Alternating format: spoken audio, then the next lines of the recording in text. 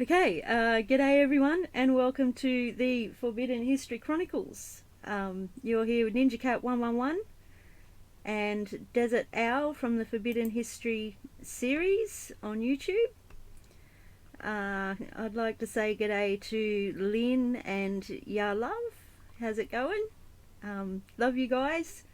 I'll just get on with the introduction and then we'll get into some deprogramming, reprogramming. Okay, the signs of the times. In essence, Desert discusses the history of the world and how the unseen hand has been running it from the very beginning of time, who they are and how they have founded all of the first great civilizations that are found all around the world, about who the giants really were, and the ancient Aryan caste and slave systems, the priesthoods, the anti-gravity V-manners, the earth-based misnomered UFOs which are man-made, the control of all forms of communications, commerce, religion, mass media, pseudo-politics, etc. It is the grand deception that is used to control all of mankind, and all instituted through the three main religions of the world in particular, used as their grand cover.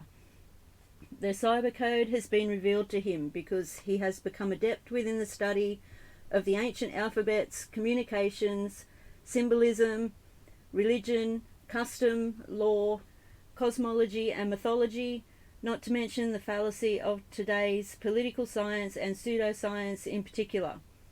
He can also define the true nature of their warfare, their shell game of bringing one civilization up for their temporary use and then taking it down for the next 500-year generational cycle, as symbolized by the classical phoenix. Desert discusses the ultimate in mind control and ancient art, and the financial control, the secret societies and their blood occult rituals, and how they wage all wars throughout all time through the nations that they have created, which are all imaginations, plantations, and mere corporations. They have taken blood oaths to surrender their self-will and mind to their blind goddess, who has demanded our blood from the very beginning of time. They communicate to their minions through the movies, TV, and print media, while he can see, read, and interpret most all of it. It all says that they are using us for our ingenuity, for our collective constructive labour, for experimentation, and in the end, they intend to kill us all. They have given us full notice of what they are doing and what they fully intend to do, while all of the general population, the sheeple, they merely go there to be entertained. The New World Order is the Old World Order from the beginning of time. There is a major cosmic natural disaster that is about to happen on Earth, and they know it, but they are cleverly leaving us in the dark, hence the reason that they have built hundreds of underground bases all around the world, while they are leaving all of the people to remain unprepared, uninformed, and above ground, so that when it comes, the mere 5% who will survive above ground will die from the weakness and disease that has been generated from all of the poisons that they have been feeding us, from the chemtrails to fluoride in the water to tainted vaccines to fake food, etc., etc. They have enslaved us all by the clever means of deception, because we, most all, are their cattle, chattel, property, and because they merely wanted to harness our labour, what they always needed, which is what backs most of the world's currency through the birth certificate, but they are all through with us now. It is written in stone, as it can be seen written in the Georgia Guidestones. To know the truth is to be empowered and to be prepared. We may not be able to stop what has been done and what is about to happen, but the innocent and decent people on planet Earth deserve to know. And that was written by Dezert-Owl from the Forbidden History series YouTube channel, and currently Forbidden History Live. All links are in the description. I'd like to welcome Desert. How's it going, Desert? Hi, Ninja, good day. And the planet is going. It's going down in flames, it looks like, right? Yes, very fast. Yeah. Yeah. I was just thinking. That's the story. Anything else? No, we'll just end it here. You just made me think of Dane I can't pronounce it. Dane Wigington. Wigington. Yes. Wigington. Yes. A wiggy. That sounds like an Australian word, a wiggy. Wiggy. Right? A wiggy would be an Australian word, Wigington. Yeah, not Wigington. That's too hard for us. Wiggy, yes. Wig without the E, okay. Yeah. Aussie slang. Shorten the word and add a Y or an O. Yeah, I was just thinking about his presentation that I listened to this morning. It was a very powerful one. I remember you saying on the Forbidden History Live how your heart goes out to him, and you know that somehow he will be okay because of what he's doing, and how he's so genuine. And at the end of his presentation, he mentioned the false rapture, and that gave me hope for him in hearing that. Yeah, it was a very powerful presentation. Yeah. Well, as I've learned through a long period process, and I've met people with great integrity, many people with great integrity want nothing to do with Christianity because they see its fallacy. Yeah. And they see, and then of course the scriptures, are so corrupted that that literally people with integrity know there's something wrong, but they don't know what the issue is that's wrong. Yeah. With mainstream Christianity, they don't get the the conspiratorial aspect or the control of the priesthood or the what the Vatican did when everything came west, and the Vatican also went east and destroyed the Eastern culture as well, used Islam to destroy all of Eastern Christianity. But first they destroyed their scriptures in 300 in the fourth century. So people with integrity that have real integrity typically want nothing to do with the phoniness and hypocrisy of modern day Christianity. And so I having been following him for over 10 years, that he's following the Spirit, and the Spirit is higher than and from his heart, and therefore he's given everything he's got, put himself on. He knows he's like a proverbial lamb on a sacrificial altar, because there ain't nobody going to be talking about the things. Just one of those issues. Like vaccinations, which he touted quite a bit this weekend, would get him killed. And he's got all the issues on the table. The only thing he don't mention directly is the secret societies. Yeah. But no doubt he's put it all together. You can tell. Right. Yeah. Thing. Yeah. Yeah. You and can tell. So he's given his life, and what Yeshua would say, no greater light. There's no. What was that scripture now? There's no greater. There's no greater love than for one to lay down his life for another, and he's laid down his life for all of us. This will cost him in the end, either imprisonment, death, by poisoning, or some other machination, and his family will suffer for not having him. And so literally, this guy is. I call him the last American hero, and he's at the very tip of the needle. Very tip out there all by himself, with the exception of his few supporters that he has that are close to him. Yeah. But he's doing a great job. Everybody needs to check out Dane Wigington, Wigington, Dane, D-A-N-E, 2 words on YouTube. Dane Wigington.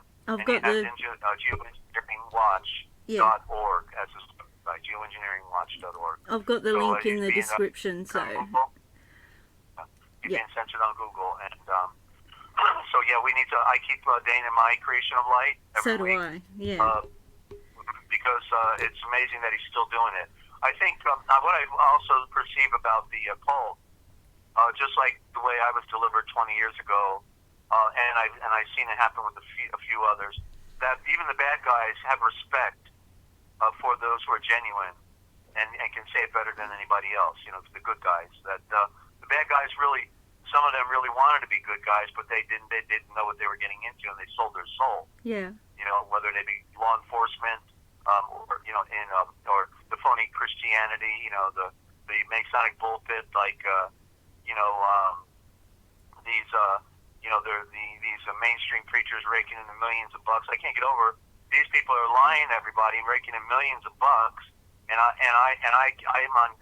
on disability with just a handful of supporters I can count on one hand, basically, and so it's rather ironic when we have broke, thanks to Yeshua, I'm not responsible for it, broke the code of the game that has been played on us, from the conspiratorial aspect to the true nature of words and the false narratives and the scriptures and the lies and the reversals, everything they've done. We've got it, and you would think there'd be 1,000 people ready to support something like that right now. Yep. And we can't even hardly break 10 on the Richter scale of on YouTube, because the algorithm doesn't go out there, and exactly. And people don't get it. They jump exactly. in, but they really don't get what it is that we are doing. They don't jump in for long enough. Yeah. Sorry. Yeah. So it is a great paradox, that we're in. But yeah, so I have my two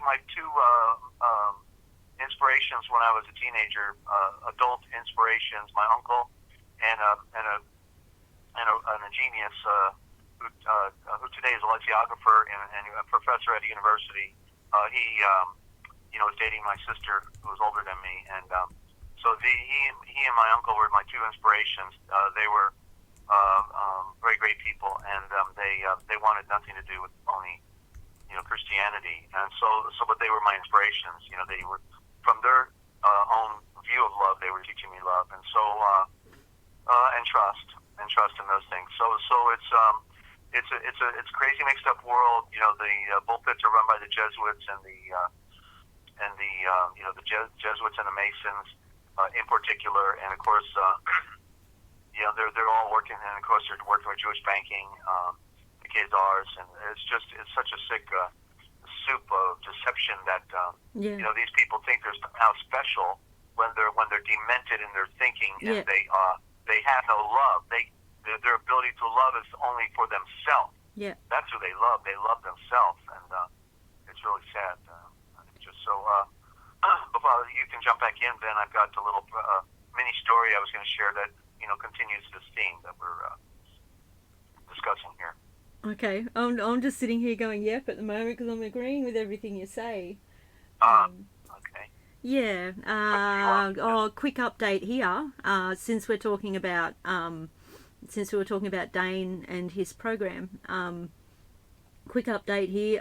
I really felt the I'm really not, like, I noticed it before, but I'm really getting sensitive to it. In tune. I don't know. But the fake cold in the air. I've been noticing it for years, but not fully comprehending. The cold wind and the hot sun, mostly during autumn, but both times of the year where the seasons change, like from in autumn and in spring. Where was I going with this? Yeah, the cold wind would come and the sun would be hot, and that would be the beginning of the weather whiplash. But today there was no wind. It was just the air was absolutely freezing and the sun was burning, and it just felt so fake, and I felt awful breathing outside. It didn't feel right. And anyway, some clouds came over, and they were all brown, and you could taste the chemical metallic taste in the air. So that's what's going on down here in Canberra at the moment. So yeah.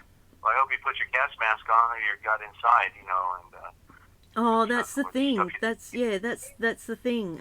Remember how I was saying how during summer I was exhausting myself running backwards and forwards all day after Mum shutting windows because I was trying to keep the house cool, and she would keep opening the windows and the curtains. And the heat wave, like over 40 degree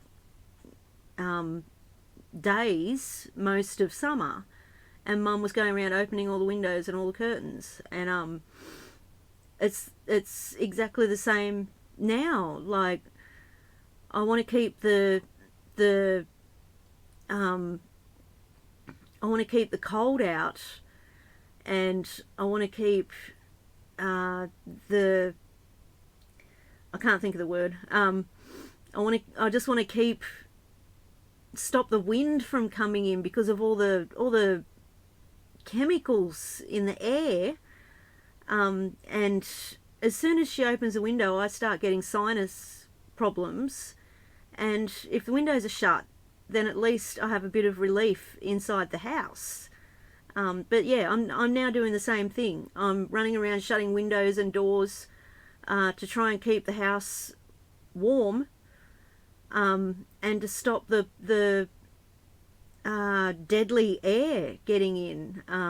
So yeah, one extreme to the other. But anyway, yeah, that's my little update. So Yeah. Okay. Yeah. Well, thank you for that update. No worries. It's only going to get worse. Yeah. And so, okay, so I wanted to share a story about. It's a rather interesting one because it touches on the theme of what we talk about being the lies and deception, or as we saw in the story of Yeshua in his last week before he conquered the flesh and proved himself to be perfect in quality and character, able to do all things. He rode into Shalom, Jerusalem, riding on a colt behind the ass. The ass was in front of him, and the colt, being smaller in size because it's a baby stallion, he's riding the colt, and you can see it by reading a couple of the Gospels. None of it's been translated correctly, so we really don't get the perfect picture in this story. But one of the Gospels clearly shows that he was getting a colt and an ass, two creatures, and he's coming behind the ass. That's the symbolism, right? The ass is the priesthood in Jerusalem and the pseudo-Israel, and they're the ass because they act like an ass. The ass in its primary symbolism cannot give life because it is neither male nor female, because it's a crossbreed between a donkey and a horse, and so the ass is gender neutral,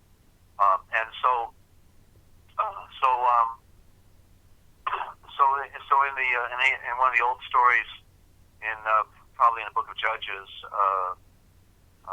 or Samuel, maybe in Samuel, I think it's in Samuel, one of the first books of Samuel.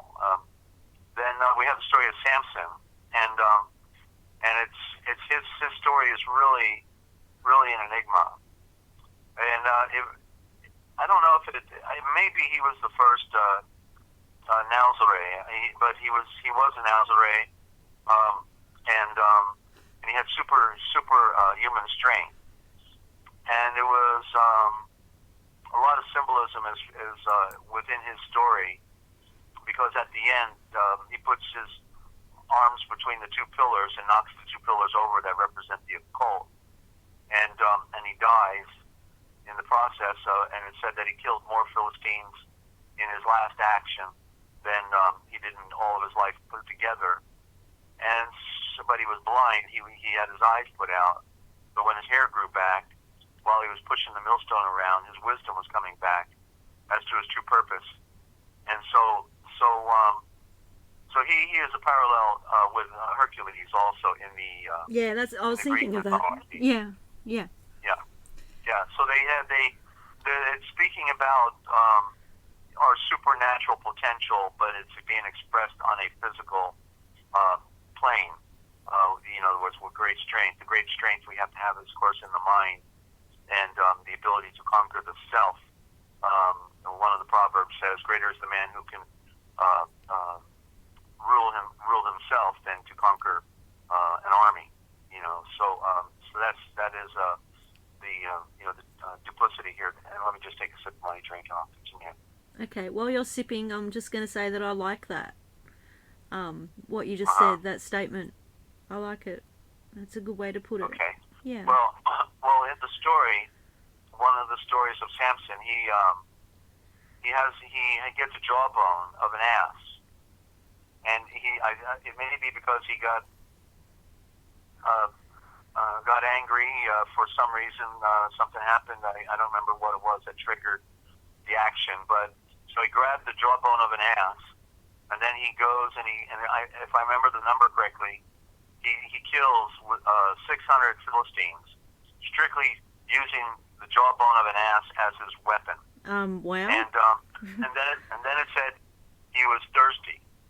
So if we see that the Philistines, the word that they use today for devil in the Old Covenant was correctly the word for adversary. And so in the Old Covenant, the adversary was always man. There are no devils or demons in the Old Covenant, not in what we find in the New Covenant that is made up by Babylon and Rome. These words have other meanings. People who had demons had mental problems. That was meaning they were lunatic. They were like possessed by the cycles of the moon. And devil means adversary. And so the devil or the adversary has always been man. And man is the spirit that's given us a problem. If there's a spirit giving us a problem, it's always man. So the Philistines symbolize the adversary, just like the Mitzrayim Egyptians as well represented the adversary, and they were oppressing Asher-Reul, and they had to escape. So Samson grabs a jawbone of an ass, and then he slays the enemy. And if we remember that Amalek was the one of the Phoenician kings, a Canaanite king, and so Amalek means false messenger. In Genesis, what it said regarding Amalek, it said our battle would be with Amalek throughout all time. So, in other words, the interpretation is that our battle would be with the false messenger or the false message throughout all time. Wow. False messengers, plural. You see, so that's where we get our bearing from, is what the scriptures are saying subliminally to us, and we have to be able to interpret the symbol. That's why we'll be talking about symbols in a little bit. And so he used the jawbone of an ass, and so the jawbone of an ass. Well, the jawbone, then symbolizes speech, and he's using the symbolism of a jawbone of an ass, so the speech of the ass, and he's slaying the enemy with their own, in other words, with their own insanity, come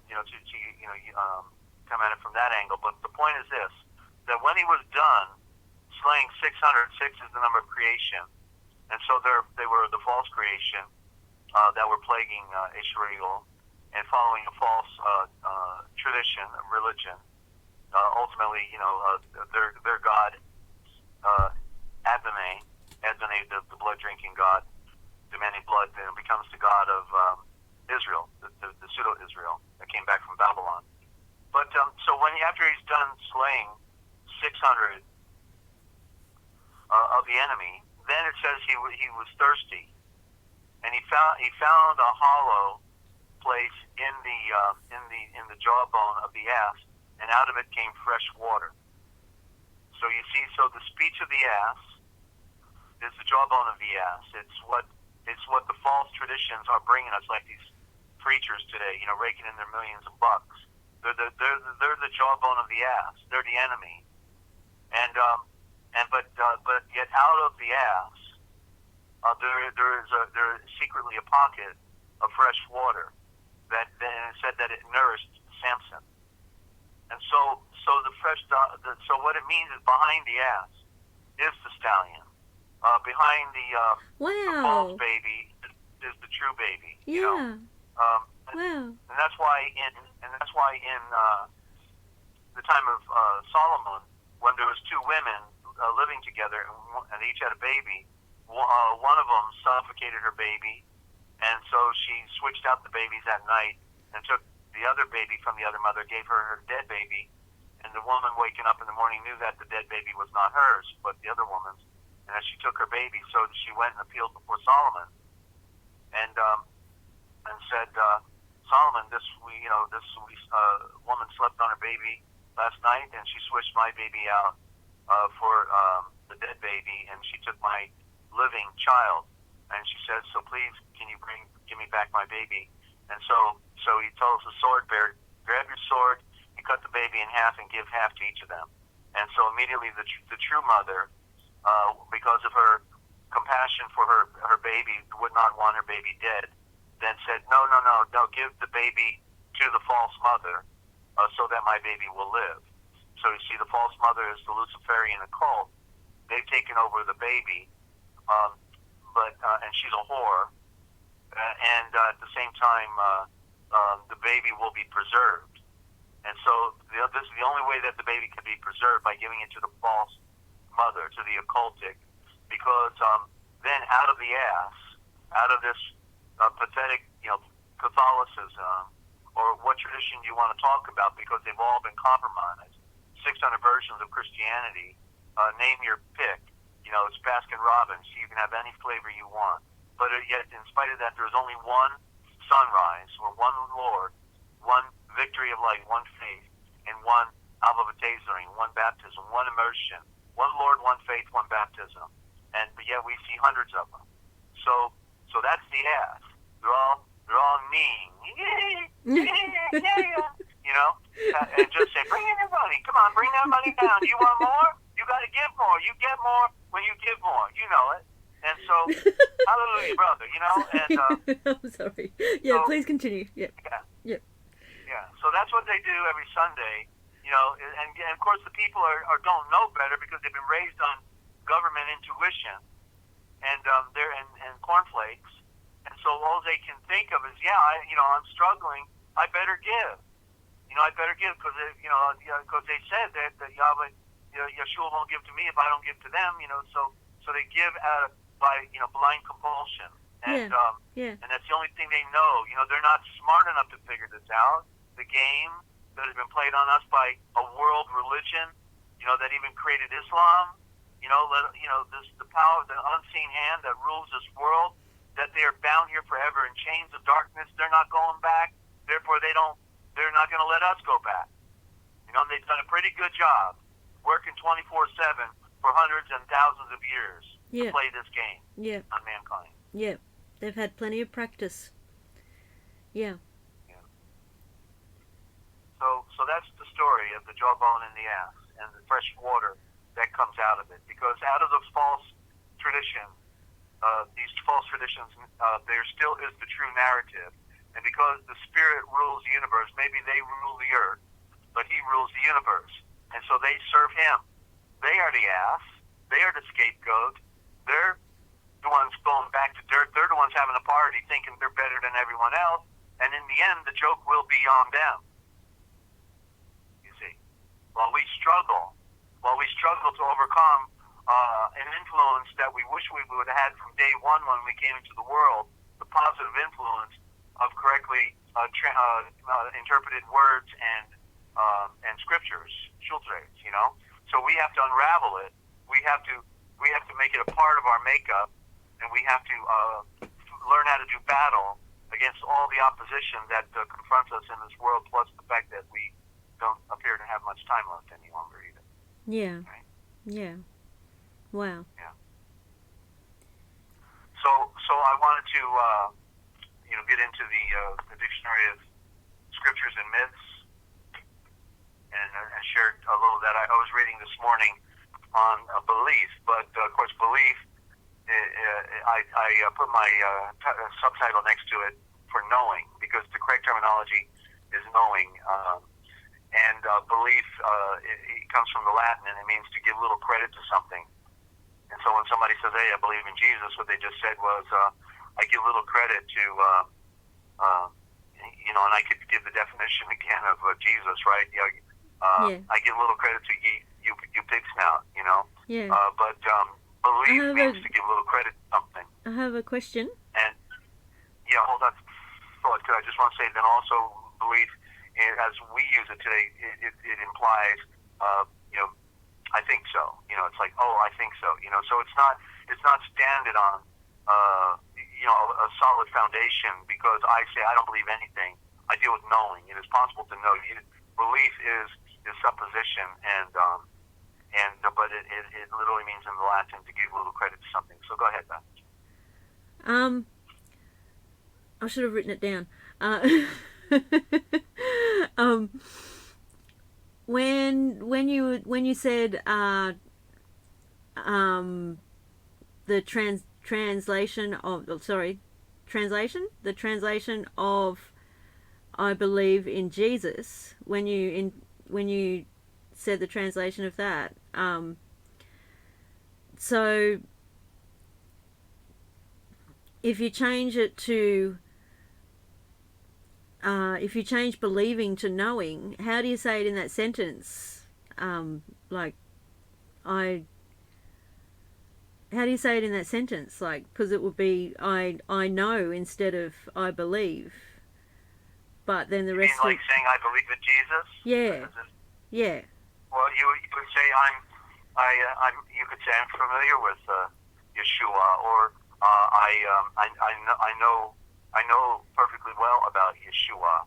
I follow Yeshua. In other words, it can be turned into an action of following.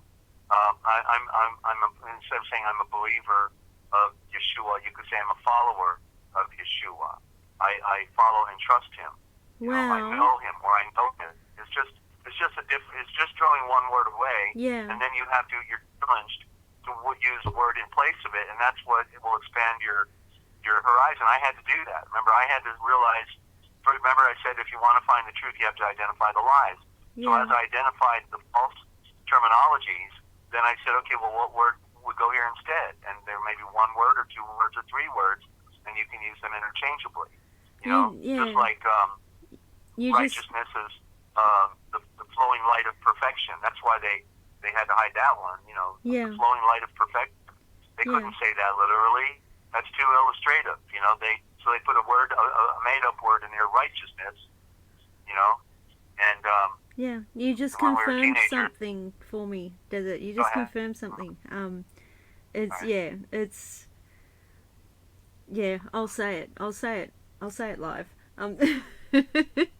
I forgot that we weren't on a personal call.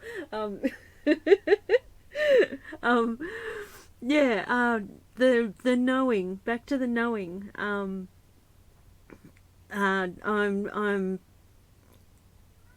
Can you hear the cat? I'll have to let him in a minute. Anyway, sorry. He has the worst timing.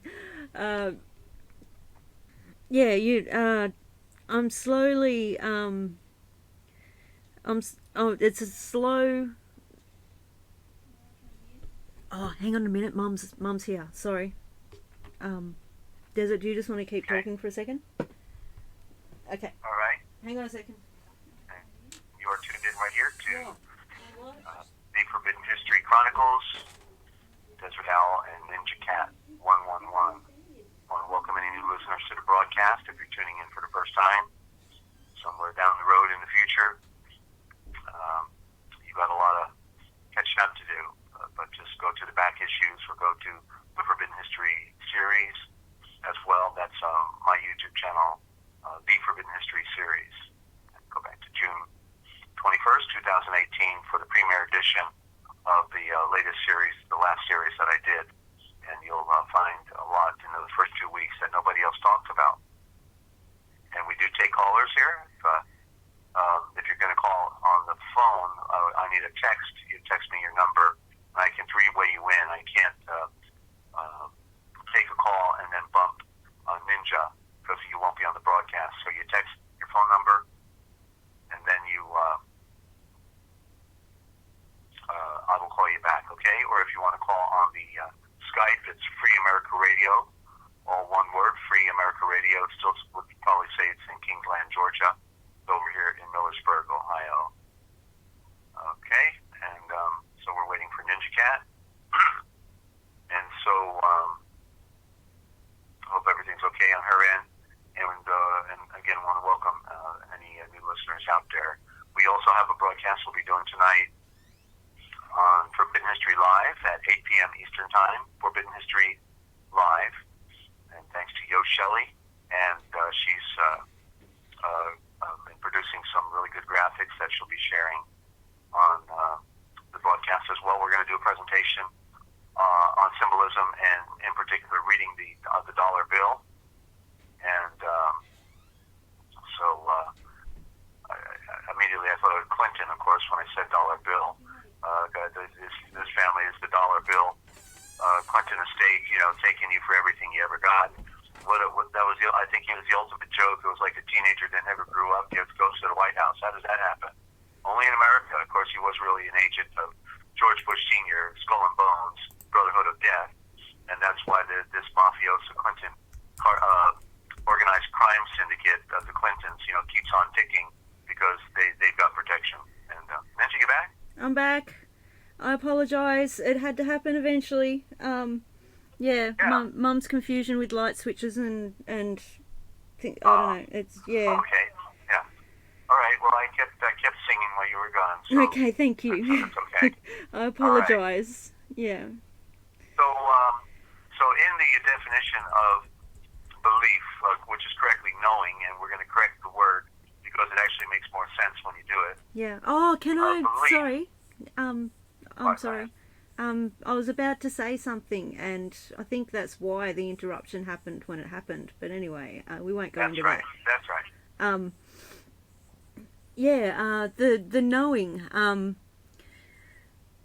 When I'm going to say this because I want listeners that are unfamiliar to know that this is real. Anyway, the knowing, when I'm struggling and I'm creating light and doing everything I can to hand over all the negative to Yeshua, I sometimes find myself repeating the words, "I know you're real. I know you're real."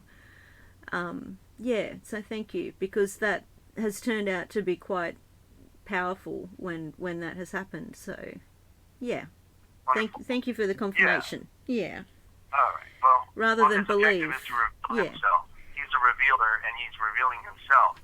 And even in the scriptures, it says, one of the scriptures says that even if we wanted to know him, we could not know him unless he was willing to reveal himself to us. Yeah, and so that's why we see this millions of people who are claiming to be followers, and yet they do all the things that are contrary to him, and so therefore they really do not know him, because if they really knew him, then they would not do the things that they are doing. Yeah. And or say the things that they are saying. So he has not revealed himself to them. They are following the ass. Yeah. They're following the shadow, the false image of the great image. And so out of the ass can come the fresh spring of water. Somebody can find it and say, wait a minute, and the light bulb goes on, not off, but on. and then somebody can come out of that false tradition, you see, and so then you become a separate people, because we see in these massive organizations, the people are no different than the people in the world. They still do the same things that the people in the world are doing. The only difference is now they got religion. Now they're saved, so it's a cause without effect. So when it was wrong to do this or wrong to do that, now apparently I can still do this or that, but I don't have to pay the price for it anymore. Well, that's a pretty good deal. No, it's about putting away. It says to put away, the filth of the flesh. Yeah. That's the answer of a pure conscience. The answer of a pure conscience is putting away the filth of the flesh. So it's not the putting away of the filth of the flesh that saves us, but it is the pure conscience. Yeah. It's the knowing that we can stand before the one who made all things, and to know that we don't have guilt, because guilt is associated with wrong action. Yeah, wow. And so we have to put away wrong action. Yeah. Yeah. You see, and so we're constantly sifting. You know, we on this thing going on to perfection. It's a sifting, and the closer we get to Him, the more we want to be like Him, and the more we want to be less of this world.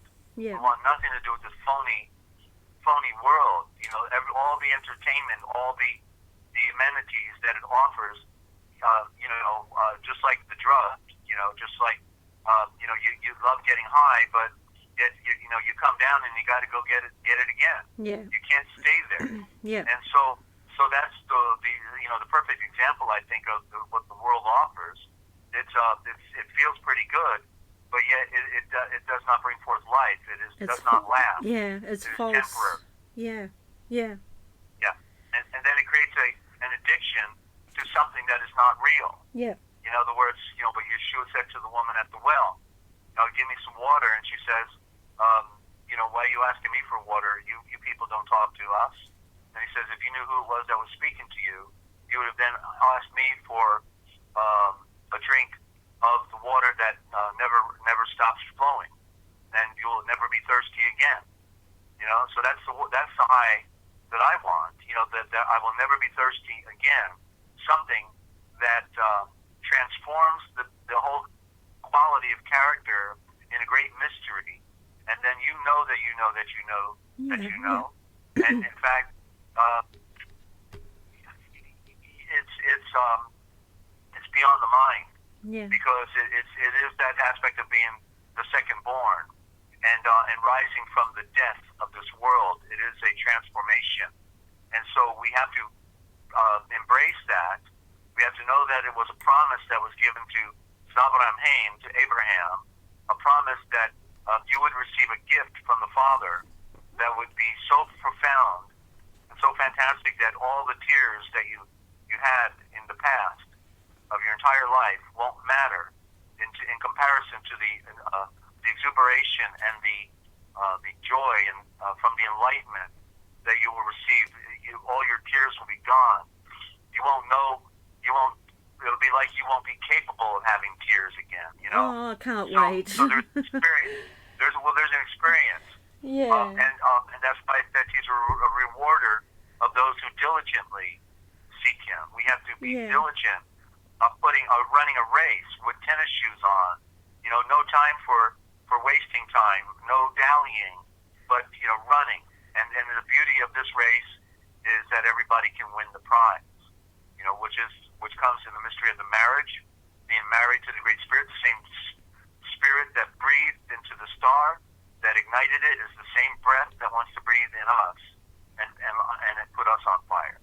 So it's the mystery of life, and most will not have the experience, and because it's rare, it's defined as gold, rare as gold, and precious, and so only the wealthy in the world we now have the gold for the most part, but this is a goal that we can all achieve, but it is within. It is a quality and a character transformation that occurs. Yeah. So any follow-up on that before I start reading the definition here? Just wow.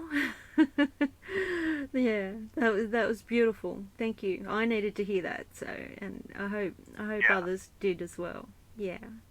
Yeah. Well, we eat food every day, but that food does not give us eternal life, and so the food of the higher consciousness is the food that will give us life, and that's why we need to constantly go through it. Because we can know, we know, and we can know, and He continues to open wider the gate that leads into eternity, and so it is a pursuit, a life pursuit.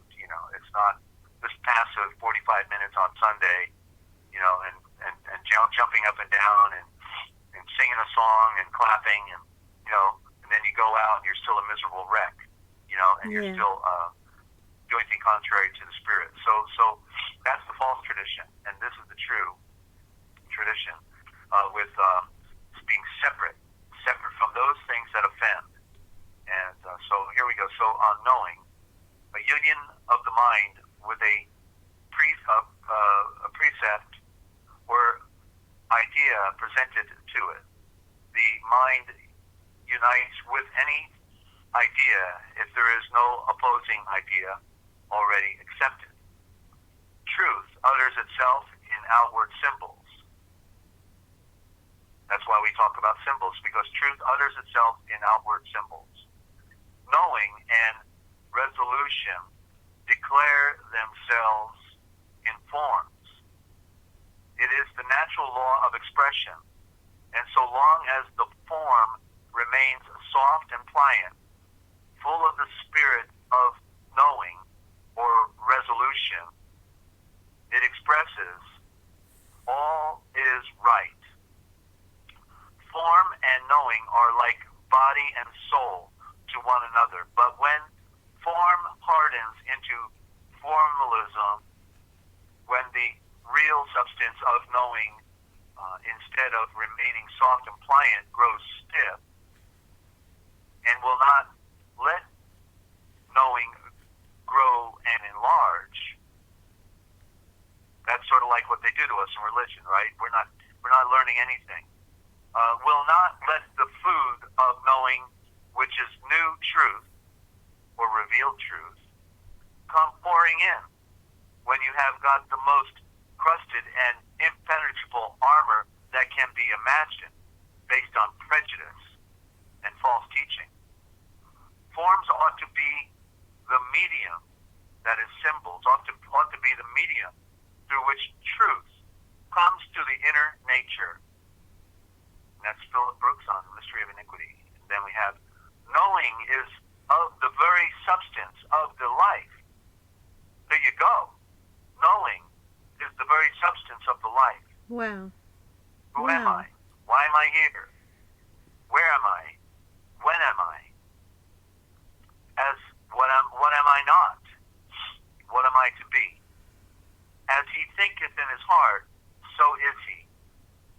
It is that through active service, through the will to do Yahweh's will, knowing is ever struggling to become more true. That which is now put in front of us. We have to continually run towards it. And feeling is ever struggling to grow to perfect health. Know and trust the healer and sunrise, Yeshua, the Mashiach, and you will be saved. It means that one invincible force in your life is the Mashiach, out of whom your soul has arisen. You are buried with him in the beginning and waiting to be risen by that call of the marriage. Come forth, ray of light. Okay, so your soul has not the blindness that seems to bear it down, but not the blindness that seems to bear it down. Knowing that, and it will set you free, but knowing it in a way that a man has the knowledge for anything that lifts him to the power. That's why we cover a lot of ground here, because all of these things point, all of these things inspire. We cover a lot of ground from the other traditions that are speaking the revealed truth, because there was a parallel within the ancient thought.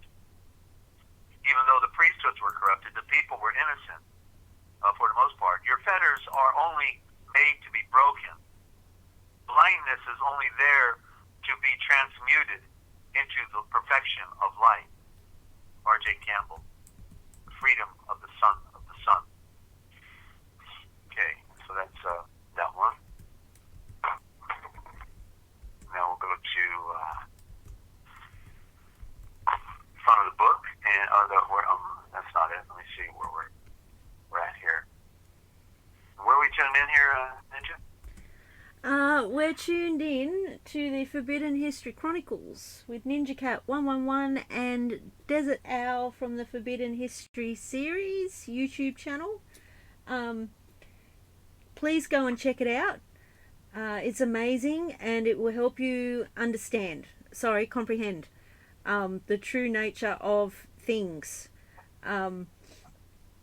You can find all the links, all the necessary links in the description of every one of these live streams. There's also a new channel now run by our Yo engineer called the Forbidden History called Forbidden History Live. Just Forbidden History Live. The link is also in the description. But please go back to June 21st on Desert's original channel, the Forbidden History series, and listen from there, from June 21st. And you can also contact me via email to get your free PDFs. Also, we welcome any size donation to help with the transliterational project, and to also give Desert a bit of a hand at the moment, because he's going through a bit of a struggle, having to relocate, and right when he was about to share with us a lot of information, we were just about to take off with the original thought project, and then the local Masons. Yeah, you were ready to go. And now rent above what we bring in disability. Yeah. So if you want to help out, you will also be sent the PDFs as well. If you want to help out, just go to www.therealpublicradio.net. That's www.therealpublicradio.net. I think Lynn's also put all the information in the chat, so you just need to scroll up to see it. Thank you, Lynn. Thank you, Lynn. Yeah. And you will get free copies of the Real Da Vinci Code Etymological Dictionary, written by Dezert-Owl. You'll also get a copy of the Book of Wisdom, which is a brilliant read, and also a sample of the original Gospel, which is a beautiful read. And you will hear Ya Love reading it in its original form, original thought, on Desert's channel, the Forbidden History series. So you can read it along as Ya Love translates it on the live streams, and it's very powerful. And at the back of that is a more up-to-date version of the dictionary as well.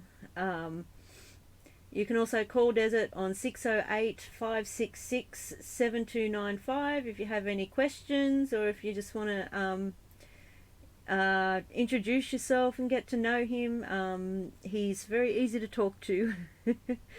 And I'll just say the number again, 608-566-7295. If you're international, just add a +1 at the start.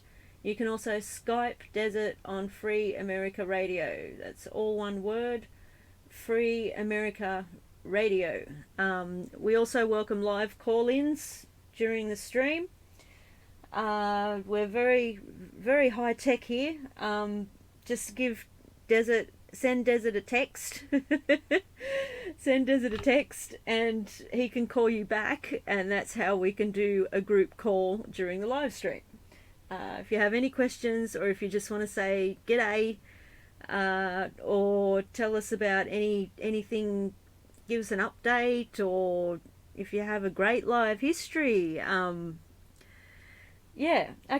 Back to you, Desert. I think I'm all... Great. All talked out. Thank you. So I'll do union with God.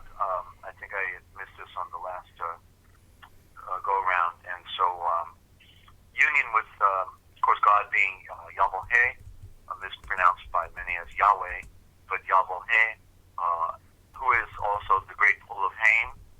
This is the mystery, and of course, take callers. Anybody can hit me up on any of these meanings.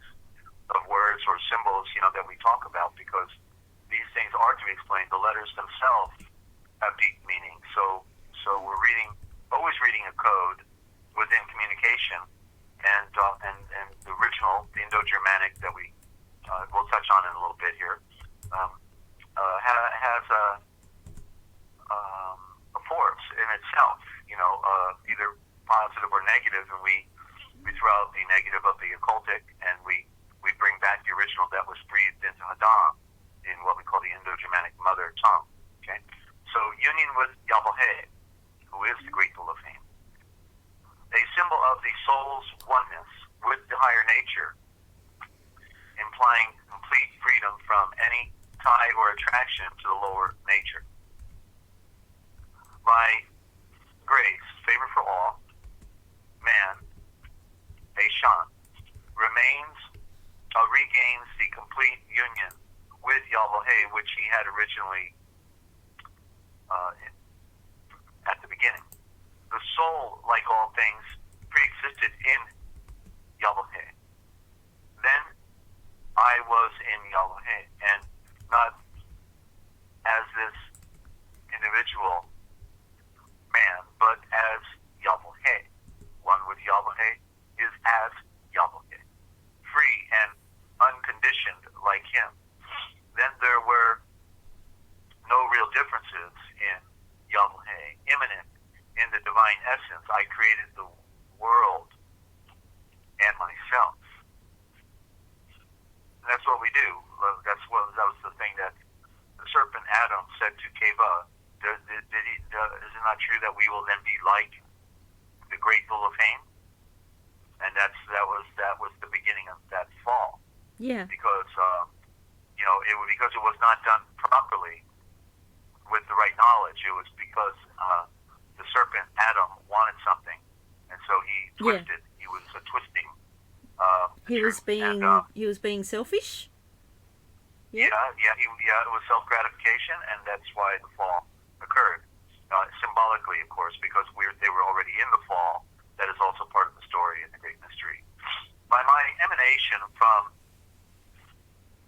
him into individual existence, I gave Yahweh his divine nature, his godship. I'm not, where's this quoted from? History of Philosophy.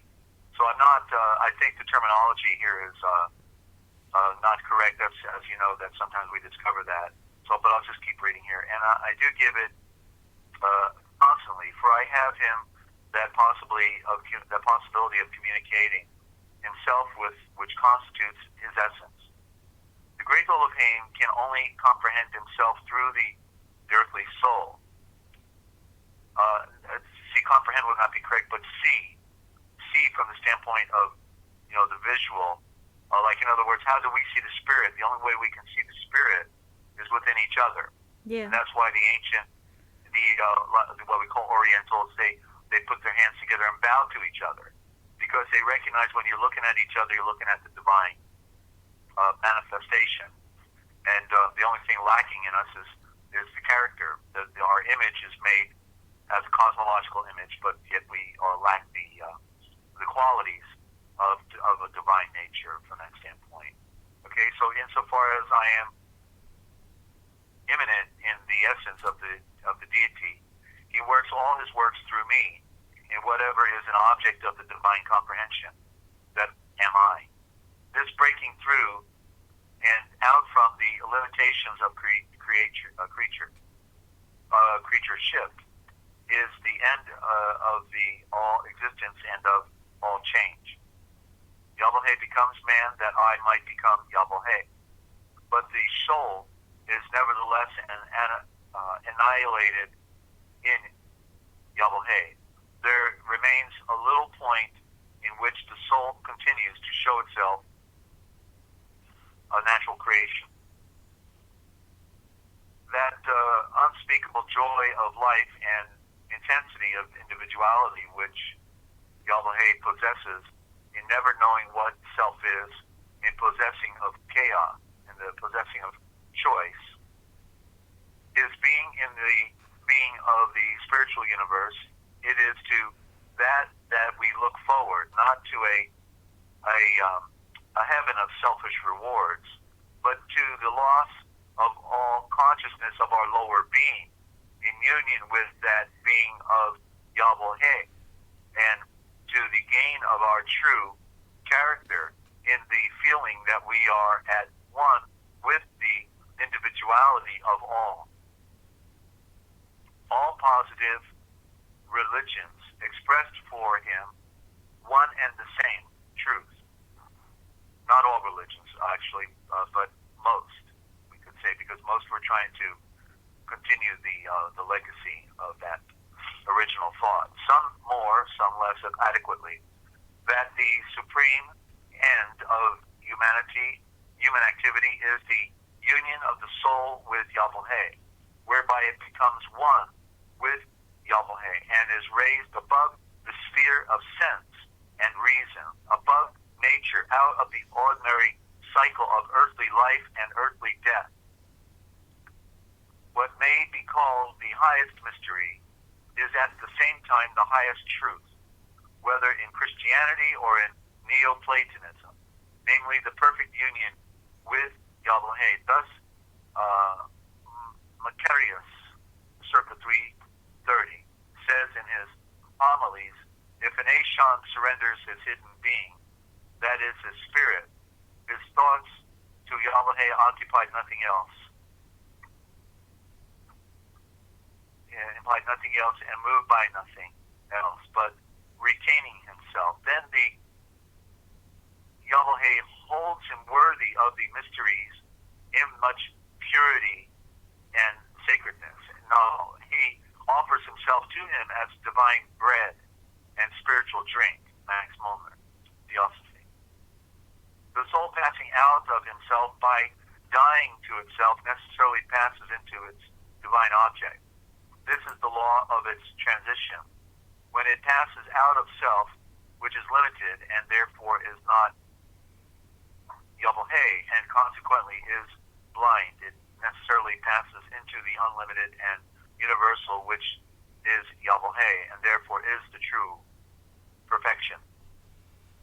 So long as man cherishes the desires of being himself something, Yahweh comes not to himself, to him, nor for no man can become Yahweh. But as soon as he renounces himself sincerely, dies to the world, wholly and radically, then Yahweh alone remains. And this is all in all. Man can create no Yahweh for himself, but he can renounce himself as the true negation, the problem, self. And then he is wholly absorbed in Yahweh. This self-renunciation is the entrance into the higher life, which is wholly opposed to the lower life, the latter taking its distinctive character from the existence of a self. Every existence tends towards the higher, the first unity. To obtain perfection, the whole universe is one complex. The lower emanates from the higher and is its image. But the divine personality, potentiality, is active in each. Love and yearning for the original source of being and the desire of divine perfection are the principles of motion common to all created. Okay, and that's union with God. That's right here out of the book Dictionary of All Scriptures and Myths. So, Ninja, if we could take a 3-minute musical interlude, and then we'll be back with the origin of the Aryan alphabet. Wow, cool. And then we'll do some symbolism. Okay, and I just want to say let there be light with everybody else that's saying it. Yeah. Yeah, wow. Okay, we will be back after the break. Please let me know if this music is glitchy. I've re-loaded it into the OBS because it was playing up. So if it's glitchy, just let me know in the chat and I'll try and fix it for next time. Okay, we'll be back soon.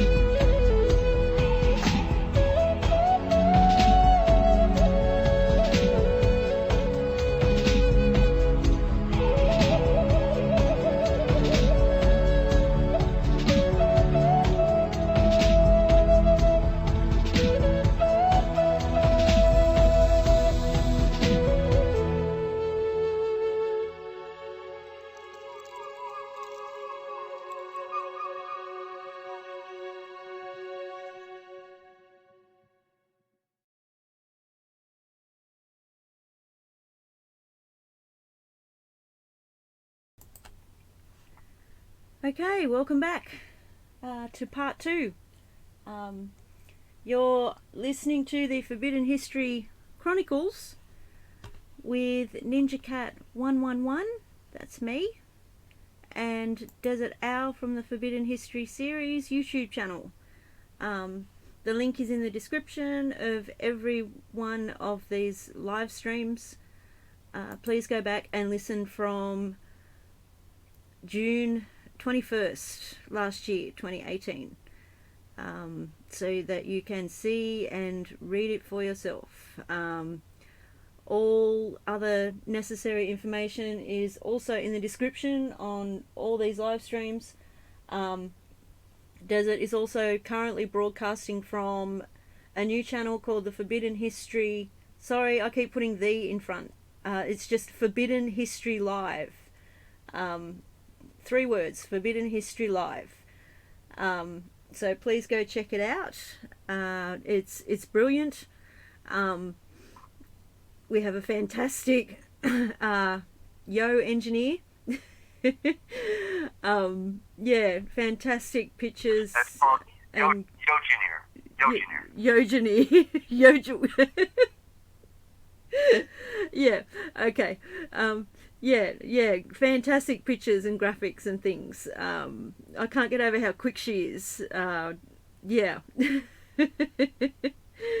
amazing. Up to speed, right? Oh, Yeah. It's amazing. Wow. Yeah. Where was I going with this? Yeah, so please check it out. Anyway, I'd like to welcome back Dezert-Owl. Okay, thank you. No worries. So, yeah, we'll be on 8 p.m. Eastern Time tonight Okay. on Forbidden History Live, and so do join us. You'll know you got the right channel because you see the dude with the sunglasses, and then just click on that. Okay.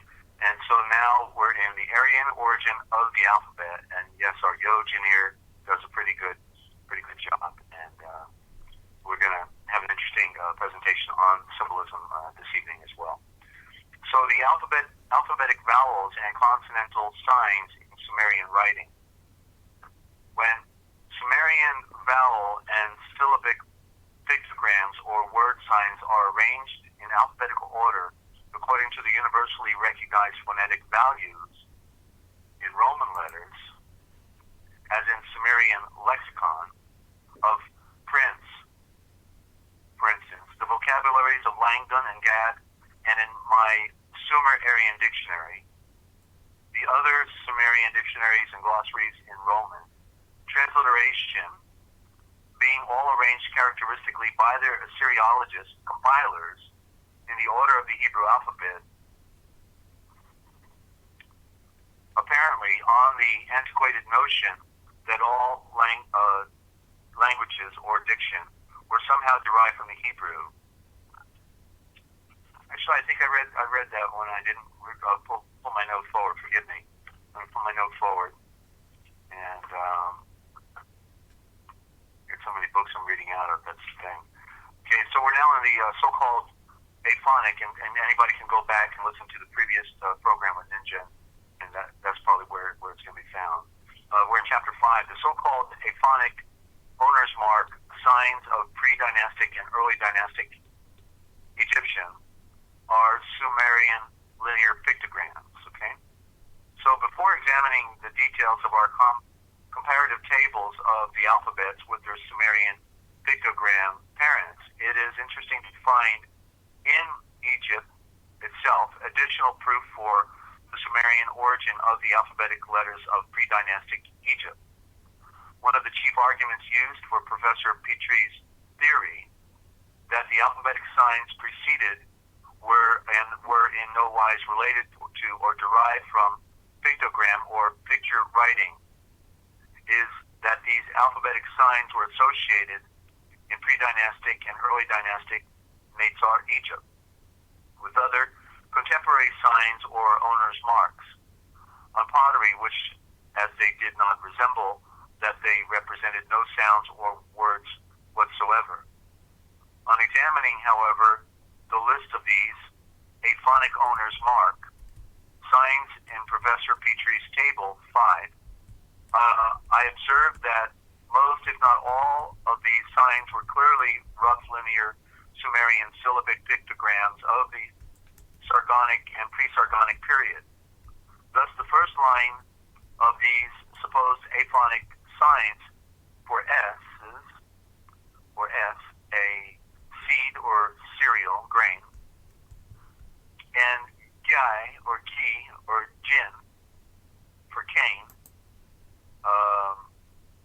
That's for the reference here. Different signs being sometimes classed together in this aphonic table. So literally, the very letters themselves in our capital letter alphabet were being used as words by themselves. Okay, just the letter. Yeah. One letter is a word, and this is what I was pointing out. The parent root, then two-letter and three-letter combinations are also called parent roots. Different signs being sometimes classed together in this aphonic table. The second line has a garza, cross or scepter of the Lord. In the third line is wood, and Dan for Lord or strong. And Lord is a modern term, and it literally means the sunrise. In the two-part word low red, L-O-R-D, which is two words, L-O and then R-E-D, is low red, means the true red. That is the sunrise, you see. Wow. And this is how we go back to original thought. They would call their master or their owner or the ruler, depending upon who they're talking to, my sunrise. That's how they would have spoke back then. It's all related to nature. It's all connected with nature. It's not an abstract term. It is a definite term that is connected with pictures. Fourth line with the variant, seventh line, wa, pair of ears.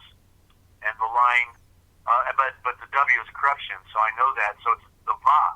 So there it is. So the va, I've read this before, but I didn't get it that time. Now I am. The va is synonymous with ears, the V-A. Yeah, I had to write this down so I don't forget it. Please do. Ears. Wow. You heard it here first. Yeah. So you can see the V is like then, you know how they put in the olden time they put a cone next to the ear so they could hear, right? A cone that gets bigger and bigger as it goes out, but it's small when it's next to your ear. Yep. So that's what the V represents. Oh, does it? You know. So that it can. You know what we used to do? Sorry. You know what we used to do? Living on the coast, we'd put a seashell, up to our ear. That's a cone shape, spiral, and we could hear the ocean in it. Yeah, we did that all the time. Yeah. Sure. Yeah. Sure. Please I think continue. it would be called a megaphone. The megaphone is what's pulling the sound for those who are hard of hearing. They would use those in the beginning. Wow. Before the electronic devices were there. So Uru is city, and ad, A-D, which would be correctly A-T, at. And there's your alphabet. So there's the again, another corruption. It's A-T, and that's father. So so we see P-H-A-T or F-A-T, Fathor. The A-T is right in the word father, and then and so on. And then the 9th and 10th lines having garas, which is a market, and they had the first markets on the grass, I guess. That's what it's, looking at that term. And then sunrise, Ut is sunrise, that'd be O-O-T, Ut, sunrise. And then A-R is the plow, R, A-R for plow, that's the power word. Armament, army, arbitrary, arm. We're working with your arm and your hands. And so this is from the Sumerian Dictionary, Plate 1. So they had a Sumerian dictionary, I guess, from back then, is what the implication is. So, rather interesting. Okay, so all these sound values of these aphonic signs are common elements for front names in ancient Sumerian personal names, indicating that these signs doubtless recorded the abbreviated names of the owners of the pottery who, writing in Sumerian script, were presumably of Sumerian or Phoenician extraction. And as regards the Egyptian hieroglyphics themselves, the concrete proofs for the Sumerian origin of the chief cultural hieroglyphs for the identity of their names or word values and the neo-archaic drawing of their Egyptian forms from Sumerian prototypes have already been given in my dictionary, to which several of others are now added in the following plates. And so that's into that chapter there, and we'll move it forward for next time. And I'm just trying to give people, a slice of something that is not being talked about anywhere. That we, how do we read? How do we read if it's all wrong? Yeah. How do we, begin to unravel the mystery? And so, for some people coming in, it may be a little dry or a little not inspiring to hear some of these things. But you have to know that we really, when we have been lied to wholesale, when we have been fed false narratives and false Eshavors, which is the original for word, false words. That's why they put right on the front of the four stories of Yeshua. They call them Gospels. They're telling you go spell, and you can't. And so they put it right up there, and nobody gets the picture of what go spell means. Because it originally was called the Evangelion, which is more correct. And how come they changed it from Evangelion to Gospel? When Evangelion means the star message of enlightenment. Lion, you can hear the lions right there. The AV of, and then angel, which means royal messenger. Evangelion, lion for the light of the sun, the burning light of the sun. So that terminology is correct based on the Greek, but the Gospel is a constructed form as a joke. Because they always give us full notice about what they're doing to us, and we ignore it. We are so stupid, we don't get it. Yeah. And so that's unfortunate. Sorry, just while the thoughts in my head. When we say, because you keep reminding me of the word the Eshavor, gospel, and it hasn't really stuck until now. Can you just say the proper word for gospel again, so that it can sink in? Yeah,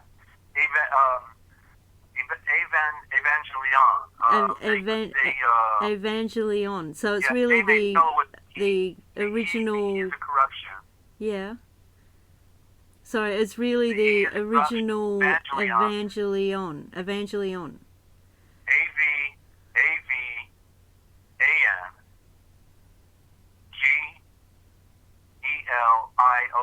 That's the essence of that. The variables are always there. The I is a Y. Actually, should be a Y. But Evangelion, and so we see the word star, message, angel from the Greek is implying for the Eastern Malak for messenger, and so it's the star message of enlightenment, and so that's what we're supposed to be, is an enlightened creature, but instead we are dead in the water. That's what they gave us as the language, which does not mean diction. It means language. We find the definition in Wilde's dictionary from 1933, and then there you look above language and you see language further up, about 2 words up, and language is what they put in a cannon, and it's all the garbage they put in a cannon with rope and lead and glass and nails and anything else they can throw in the cannon. And then they do a sneak attack. When they go by a ship, they immediately blow the cannon at the other ship and wrap all the rigging and all the garbage around the sails, so they can't lower their sails.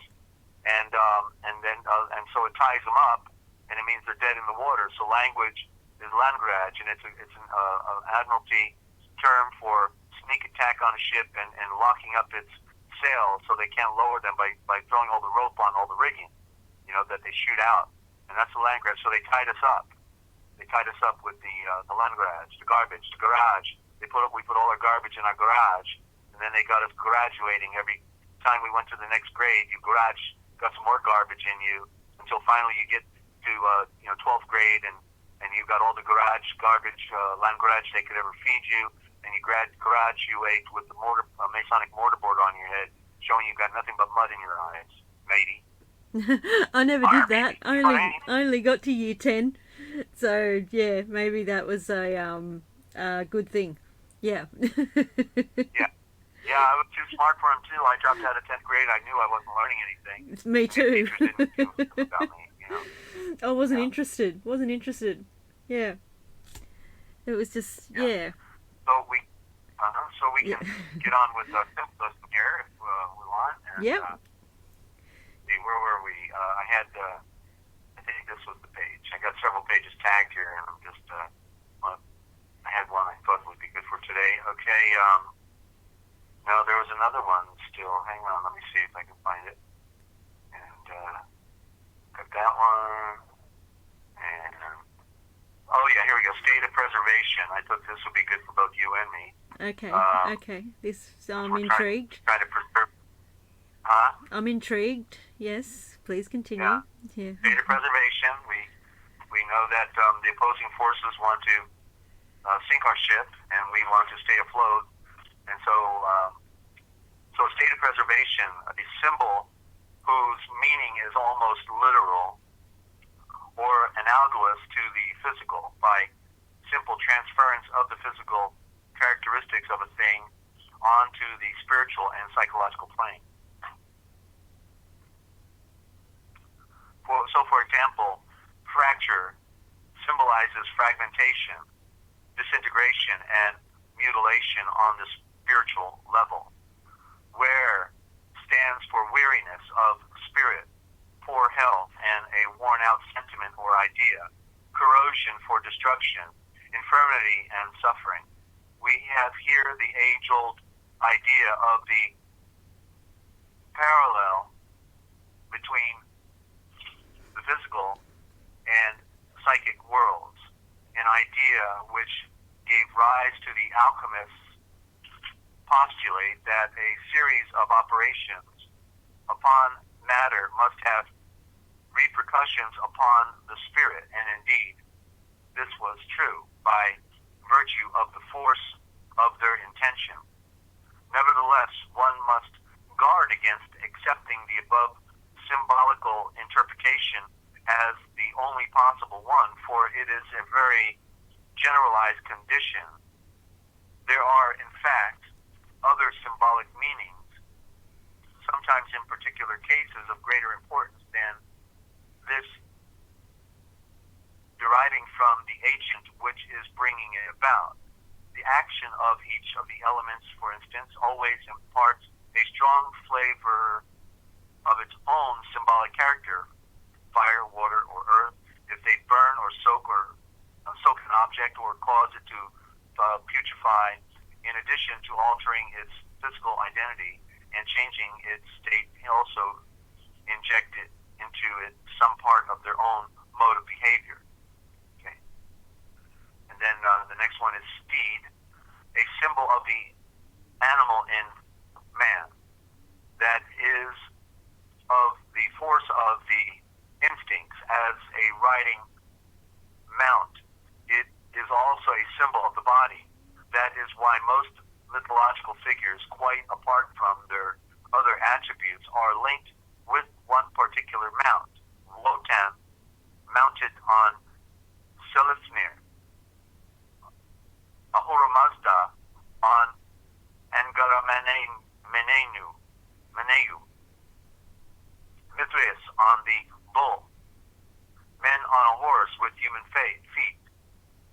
Freya on the boar with bristles of gold. The arrangements of the symbols is that of the centaur. That's the man-horse. But the hierarchical order is reversed, whereas the centaur stands for the superior force of the instinct, or the character that's riding the horse, or even for intuition, a gift attribute attributed by some primitive peoples to animals in general and to the horse in particular. The steed in itself symbolizes materialization, symbolizes control of baser forces. In India, the mount is seen as vahana, materialization. The pedestal plays a simple role, its shape always being symbolic in this way. The goodness Padma, for example, is associated with the locust. According to, and then we have steel. I've got just the steps. The steps is rather interesting here, so I'm going to go into steps. But steel is a real short one. Steel, according to Evola, in la tradizione emeritica, steel denotes the transcendent toughness of the principle of all conquering spirit. And now steps. Just take a sip for here real quick.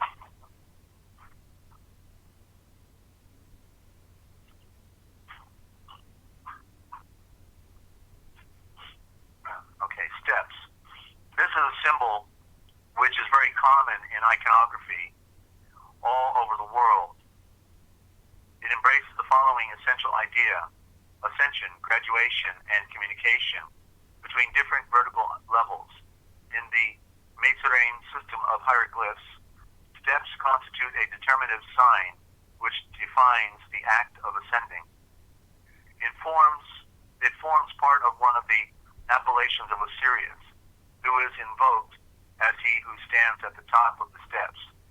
Ascending, then, can be comprehended both in a material and an evolutive and spiritual sense. Usually, the actual number of steps involved in the symbol is the symbolic significance.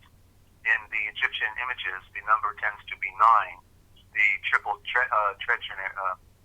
terinary, which symbolizes the gods or Elohim of the Ened, who, together with Osiris, make up therefore the symbolic number 10, meaning all combined, the 9 all combined together, it gives you one more, and that makes the 10. A great many Egyptian tombs have yielded up amulets in the shape of ladders. Wow. The Book of the Dead, we can think about Jacob's vision when he was in Bethel, sleeping with his head on a stone.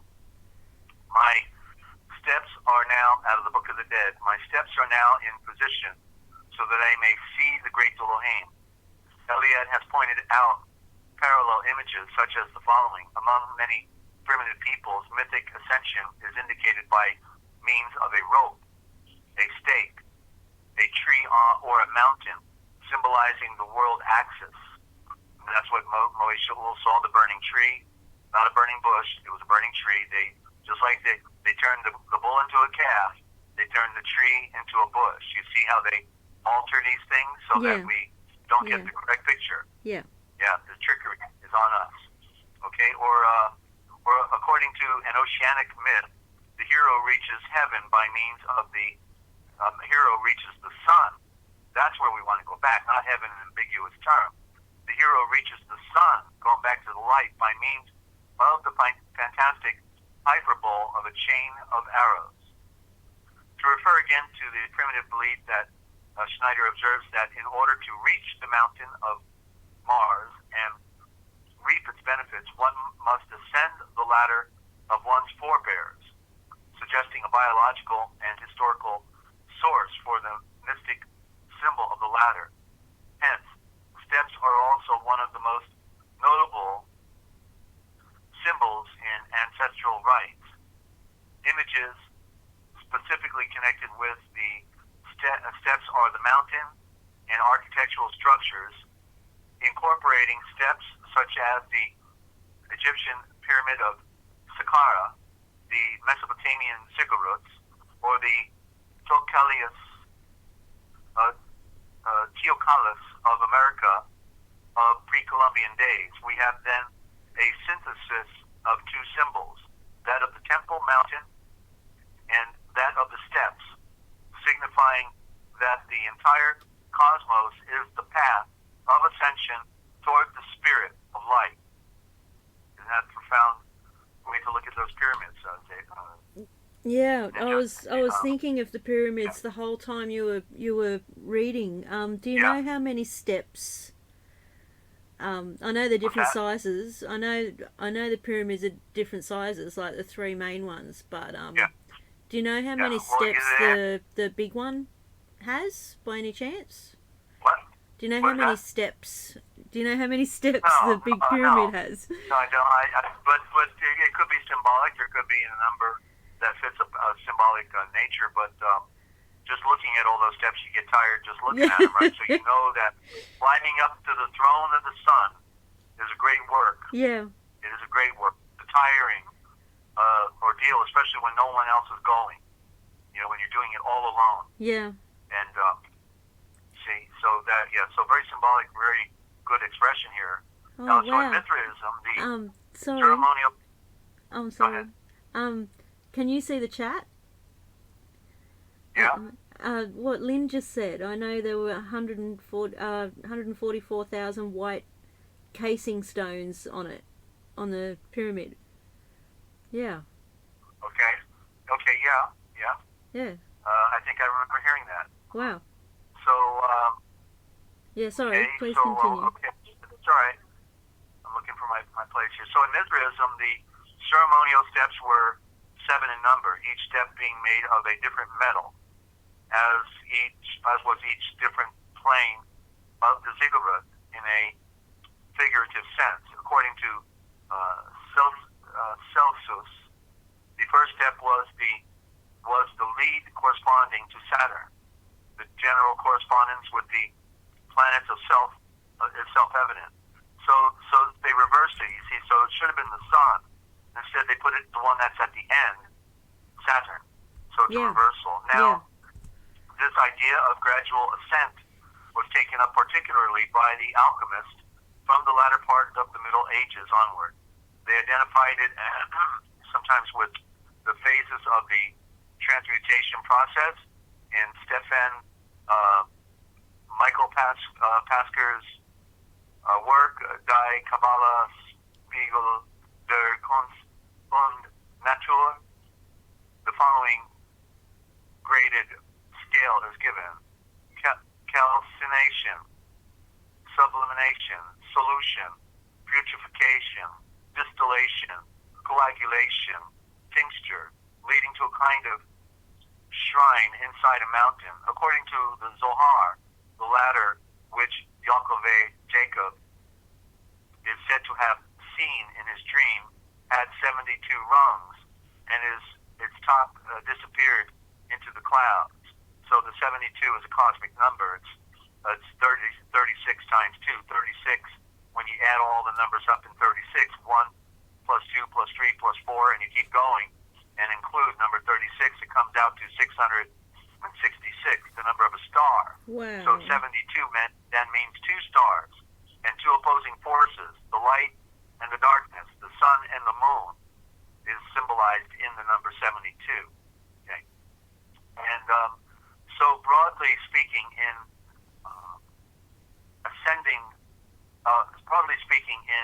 emblems and allegories throughout the Middle Ages, it is the ascending affirmative aspect of the steps which predominates, emphasized by the signs and symbols clustering around the ladder. Bailey points out that many steps are surmounted by a cross, the figure of a royal messenger, a star, or a fleur de lis, located on the border itself. In Romanesque art, and generally in the thought characteristic of the period, the steps are the symbol of the relationship between the worlds. But it must not be forgotten that within the spatial symbolism of level, there are not 2 grades indicating 2 different worlds, the terrestrial or the intermediary, and the celestial or upper, but 3, through the addition of a third, the infernal or the lower world. This is why Elade, for reasons of psychology as well, states that the steps are a vivid image of breaking through the levels of existence in order to open up the way from one world to another, establishing a relationship between the sun, earth, and the grave, or between virtue, passivity, and blindness. Hence, steps are also known as sin. Hence, steps located beneath the level of the earth are always a symbol for an opening into the infernal region, the lower world. In Bertani's Libro del Monte Santo de Dio, Florence, 1477, steps are shown superimposed upon a mountain to emphasize the parallel and indeed identical symbolism of the mountain and the ladder. The former is portrayed as if it were terraced, and the terraces are shown to be the rungs of the ladder. On these rungs are the names of the virtues: humility, prudence, temperance, fortitude, justice, awe, mercy, science, counsel, comprehension, and wisdom. The steps are portrayed as if chained to the mountain side. On the peak of the mountain is a mandorla formed of royal messengers with the Moeshiach at the center. And then we'll do one more short here, stick, and a material symbol of the valley mountain axis, comparable with steps, the cross, and the artificial stake. The post has the same symbolic sense, largely because it stands erect. A burnt stick represents death and wisdom. Okay? And so there's a little bit on symbolism. And you heard it here first, of course, because nobody is talking in regard to these deeper aspects, but we have to. We're talking about communicating the way the ancients communicated, and it was started with symbol. Yeah. You know, and that's how the occult Freemasons are speaking to each other, and they're pulling on their earlobe, or they're scratching under their nose, pointing their finger right or left, or giving the Grand Hailing sign. I knew the Grand Hailing sign when somebody gave it without anybody having to tell me, because it was. And then I looked it up, and that's exactly what I saw. That they moved the right hand quickly down across the heart and the chest and the abdomen, and then dropped the arm real quick, a wiping of the entire front of their body, and dropping the arm quickly, and it's called the Grand Hailing sign, meaning you got to save me, brother. I know I'm a liar, I know I'm a murderer, but you got to save me because I'm one of the pirates. Don't forget, piracy. And craft means treason in Middle English. Craft is treason. They love to be known of the craft, so there you go. Yeah. I just remembered something that I noticed and put aside, and it's, you just brought it forward.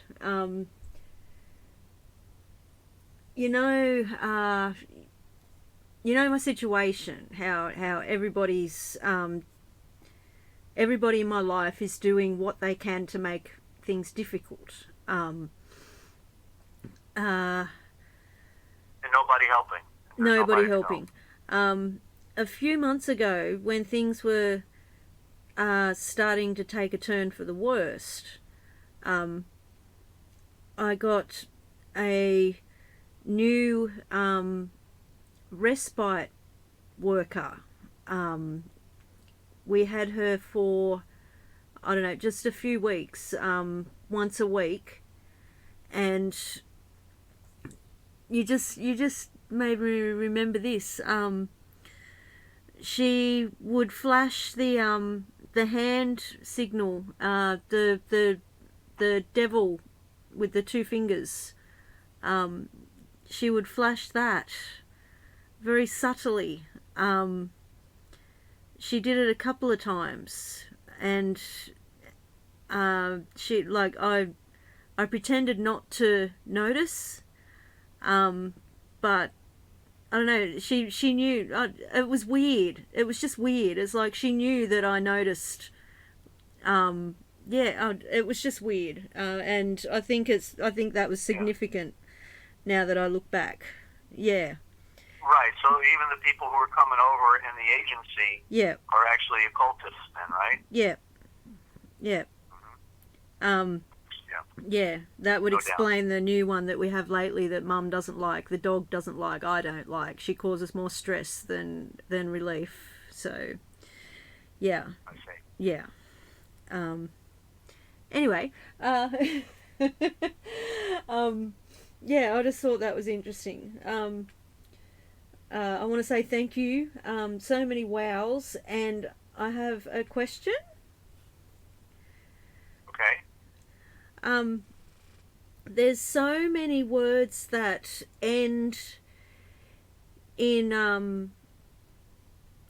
ATION, like for example conversation. Is that significant? Because there's a lot of words that end in that, I've noticed. TION?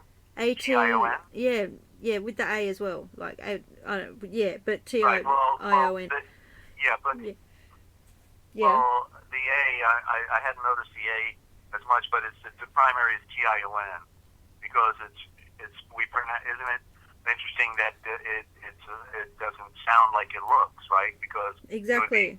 Tion, or Tion, but we say shun. Yes. We say shun, and like constitution. Yeah. And so shun. In other words, letters were supposed to have one sound. Yeah. And so, and therefore, this is now, occultic, because it's hiding another letter. This is why the foreigners say English is so hard to learn, because it is occultic, and it is broken up. Yeah. It is manufactured and engineered by occultists, by the Jesuits out of the Vatican, at the College of Abbreviators, and basically the shun is the light, and of course they don't like the light, so they shun, constitute shun what is shining, what is before you, presented as light. So yeah, the T is the sword, so they put the sword in it and killed the SH sound. They killed it. You see? Wow. Thank you. Yeah. I'm just writing that down. So sorry. There's your pirate with the sword. Our matey, we'll kill that shun. We'll kill that light. Let's bring some darkness here and confuse everybody. Well, they did a good job of that. Thank you, Desert, for your decoding, for your deprogramming. All right, I think I'll have a glass of Pokemon now. Matey. All right. Gotta laugh a little bit. We do. Right? Gotta laugh a little We do. This is the only place I can have a good giggle, Desert. So I apologise if I giggle too much, but yeah, that's the way it is. Yep. I'm sorry. Hey, well, I feel like we've done enough damage for one day, and we're still waiting for that first caller on Skype. So yes, we got are. it all set up, waiting. Sorry, I couldn't. Sorry, I couldn't get it going tonight. I just haven't had time, haven't had a chance. So, yeah. That's right. So, but I have Skype available if anybody wanted to call in. Yeah. It would be, a great test of the system. Yeah. And I know it works. I know it works. Somebody just has to call it. That's what doesn't seem to work for some reason. So we'll get there. We'll get there. I just want to say, See, still they don't want to engage a bird brain because they figure they may get stupefied or trapped or something, or I want to beat them up or anything the case. I want to help answer what other people are still trying to figure out, because I know how difficult it is to figure this stuff out. In fact, you can't figure it out. It is revealed by the great light, by the Shon of Yeshua. And so we got a lot of ground to cover, and I'm happy to share. Yeshua said, "Freely you have received, freely give. And so certainly we freely give everything we got here in attempting to help others to realize the problem of their own nature of this world, in this world. Yeah. And that we have a dual nature, that we have to, there's two of us in the metaphor, and one has to die so the other can live. The natural creature has to die so the supernatural creature can live, the spirit versus the material. Yeah. And we are not the body. The body is our conveyance. It is our automobile. It is our house. The body is the house, and we are using it for a temporary period of time while we try to unravel the mystery of who and what we really are. And so, and now we get 6 and 7 listeners after I'm ready to go, So, it's really funny. The most important information on the face of the entire Earth, is what we have here, really, because I know where we go, with this. We're not talking about the politics or the aliens that don't exist. We're talking about our spiritual root and what we have to do to unravel it. We have to see things that we've never seen before, and hear things that we've never heard before, and to see and read it for ourselves. But since our thinking has been controlled by others, and we were never given a platform of truth, then we have to now be reprogrammed, deprogrammed, to see what has been denied us. What has been denied us is the true light. That. Yeah, it's the only way home. It's the only way home. Yeah. So very sad. Yeah. Very sad for our world. Yeah. I just want to say, I almost said hello, does it? I just want to say g'day to Shelley. Yo, Shelley. Hey, Shelley. Good to have you here. Yeah. And we'll be on tonight. Yep. And Yeah Loves has put it in the chat. Please, everyone, set reminder. Yep. And there was something else I wanted to say, but it's gone out. Oh yeah. Please, if you're hesitating about calling in about anything, I just want to back Desert up. I hesitated for a couple of weeks wanting to call in, but was too scared to call in and too nervous to call in. I still find it amazing that I'm doing a live stream now, interviewing and everything. But anyway, please put aside your fear and your hesitation and just go for it, because as soon as I made that first phone call on Desert's stream, my nerves just disappeared. Desert is very easy to talk to, and he's a wonderful man. So, yeah, that's all I wanted to say. So please call in. All right. Well, thank you for that. That's right. And we've got to obviously keep a rhythm and where people know that we're here on a regular time, and Sunday and Wednesday at 10 a.m. Eastern Time, and then with Hit Forbidden History Live, produced by Shelley, Shelley, is at 8 on Sundays, 8 p.m. Eastern Time on Sundays, and then we're going to do Saturday in mid-afternoon, I think, somewhere around 11. I think it's tentatively at 11 a.m. Eastern Time on Saturdays, and then Monday nights as well at 9. So those are the times we're looking at on Forbidden History Live, and I'm open to a few more interviews with a few friends if anybody wants to turn on their stream and go live. I just can't produce right now. Have had too many glitches in the system, and so therefore I'm just not going to do it right now until we educated and Yeah, that makes sense. So I'm grateful for my engineers because couldn't do it without you. Of course, Shelley's the Yogineer. Yeah, we're here for you, Desert. We're here for you. Yeah. All right. Well, thank you. No worries. So good to be here with everybody, and I'm glad you stopped in. We have some dedicated listeners, and trying to follow where the trail goes. I used to call it the Lost Phoenician Trail, the trail that they covered, and but it's certainly beyond the Phoenicians, and that's the Flow Nations. Phoenician is Flow Nation, because everybody wanted to claim the land. One culture claimed the sea, and that's seafaring culture. So that's why you can see the flood came on the land, the emerging sea came on the land. And that's why all of the diction in the law, in the legal, is the Admiralty, because they work off the Admiralty. They're pirates, and still, even the ship of state. Also called Washington, D.C., is also called ship of state.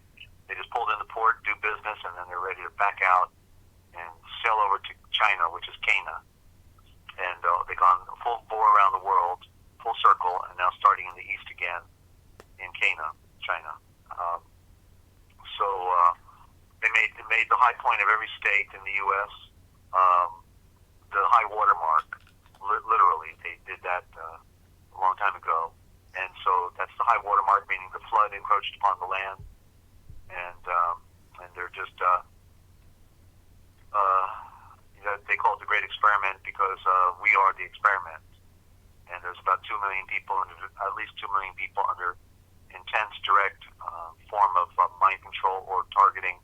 And then the rest of the population, 300 million, are under passive psychological programming by the Jewish media and the Aryan secret society. So yeah, we're in a terrible place in our world, but to know the truth and to be able to interpret the truth, be able to see the mystery unraveled. That's what we do here. I know there's many people seeking the light and the truth. I only know that what I'm sharing with everybody on this venue, and as I've been doing all along, but more so now at this period of time, because I'm able now to explain so much that I was seeing a long time ago, but was not still able to explain it all. But now, after 40 plus years of being, in the wilderness of my spirituality, and longer, I'm now able to say it like nobody else is saying it. When I say nobody else, I'm saying I have not found anybody on the internet or anywhere on radio, or certainly they're not going to be on mainstream radio or television because they won't last but one day or 1 hour to say it like it is and to define things as they really are. They want us to bite on the lie and to bow down and worship their images, and or just go along to get along, and then give me another beer and sit on the couch and watch Oprah Winfrey. We're in a very we with all the technology, we would almost tend to think that we're the most sophisticated in our time, while in the reality we're the most we're the limited opposite and the most controlled. Of all period of time. Exactly. The reason they burn people at the stake in the past, and it may be 5 million that the Vatican burned at the stake, could be more, could be less. Generally, it's about that number. They burned so many people because people were free to think, and they weren't under that mind control, like that. Wow. Yeah. They didn't have the media. Yeah, I can see that. Yeah. From diapers. Yeah, so they were more. They still had their logic and their reasoning. They still used their minds. They communicated. They had to communicate, and therefore they kept the truth in the subline. In other words, they privately told the true stories about the past or about what's really going on by verbal communication. Yeah. And so verbal communication was at a premium from that standpoint about passing on tradition, whereas today we have no passing on of tradition. I don't know who my family are 5 generations ago. I have no idea who they were. Right? They've cut us off from our legacy. Yeah. We have no memory of our past.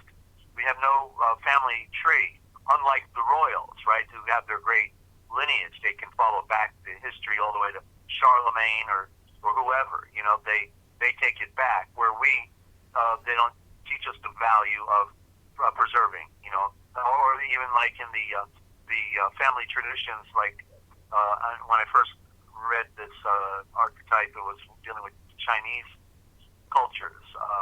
But it's more so with the Illuminated that they lay their blueprint 300 years in the future, literally, and that's how they control the world by they have a blueprint that they follow, Yeah. and they know where they're going from generation to generation. Yeah. Yeah. And so it's sophisticated. It's about, you know, if they don't do it right, they die because the cat's out of the bag, and so they're what was engineered from the beginning has been a pattern that has come all the way down the pike. Yeah. They follow a blueprint, and so that's why they're so good at it. It's a family tradition, and they're the family that's the unseen hand, and they run the front office of the Vatican to dominate the world. But the Vatican is just another puppet. It is the unseen hand that is running the world. And so with that, come on back tonight, ladies and gentlemen, on Forbidden History Live, and we'll play it again. Sam, that's Samael. That's Lucy in disguise. The woman hiding, the man hiding as a woman, the woman hiding behind the man on the great cosmic wheel. So tonight, 8 p.m. Eastern Time, Forbidden History Live. Go subscribe, okay, and feel free to come on down and write down your questions. Love to answer them. Okay, love an interactive program. We're here to help anybody that's trying to figure out the great mystery. You think you can figure it out? Good luck. Let me know how it goes. Okay. So, Ninja, peace and love, and thank you again. And we'll look for you tonight, probably, and then Monday night again with Forbidden History Live, 9 p.m. Eastern Time. Then NinjaCat 111 again on Wednesday, 10 a.m. Eastern Time. It's what they didn't want you to know. That what, Ninja? We tell right here. And if you want to know the future, then you need to look for the Forbidden History series. Thanks for tuning in. Ladies and gentlemen, I'll pass it on to Ninja.